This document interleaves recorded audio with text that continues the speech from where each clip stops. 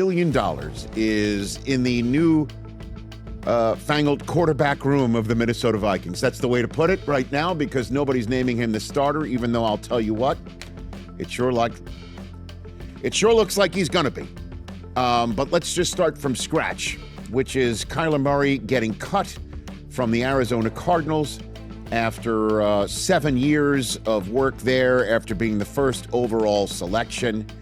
And he is now a veteran minimum quarterback, able to pick and choose where he's going to go. And for whatever reason, for weeks and weeks and weeks, we've been hearing if Kyler Murray's cut loose, he's going to the Minnesota Vikings. And sure enough, he showed up there and he signed.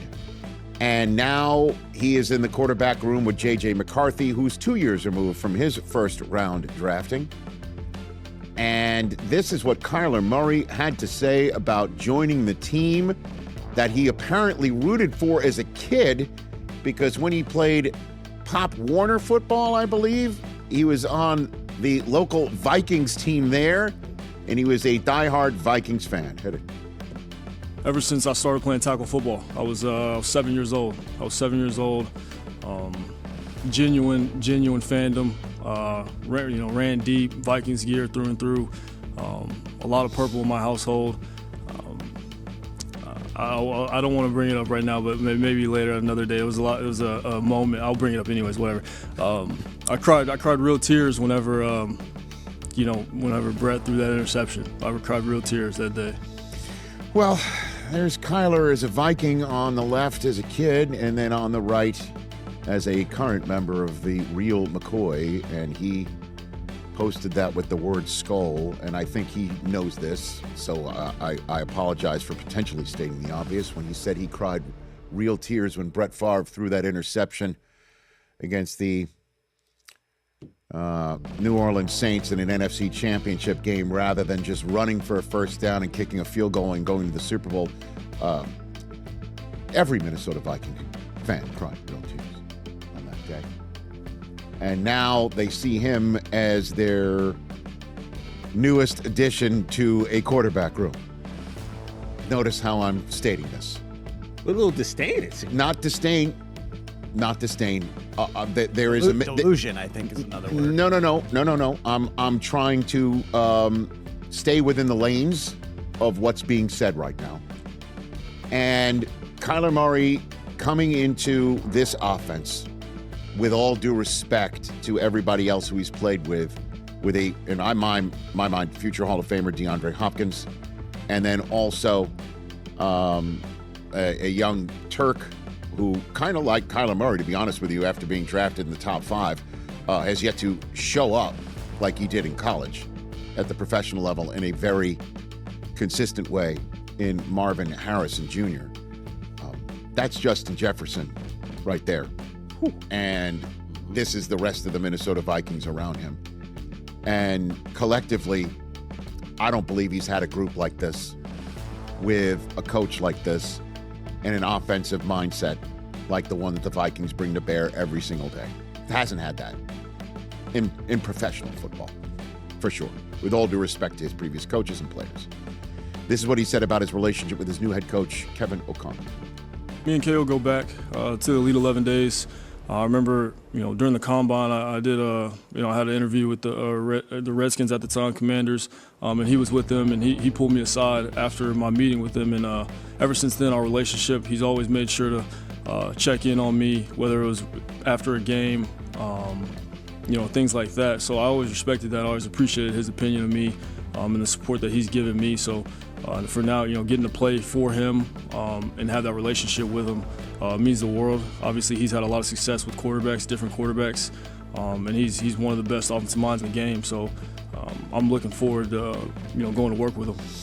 What a spot for a guy drafted once upon a time, first overall, yet to realize first overall production and success.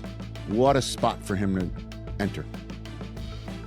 He's got to be out of his mind psyched, because also the one-year deal that he signed not only sticks the Cardinals with the large tab, but also there is no franchise or transition tag possible for for the Vikings to place on him. He had it in the contract say, you cannot do this to me. He will be playing for free agency. He will be playing for the bag. He will be playing with some terrific players.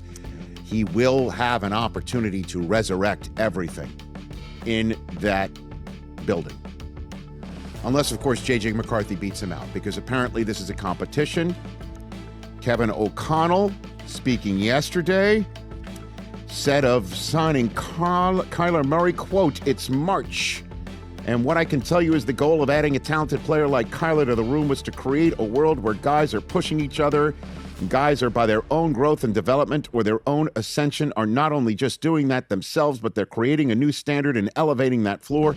So that will benefit not only those players individually, it'll benefit the collective group of guys in the room."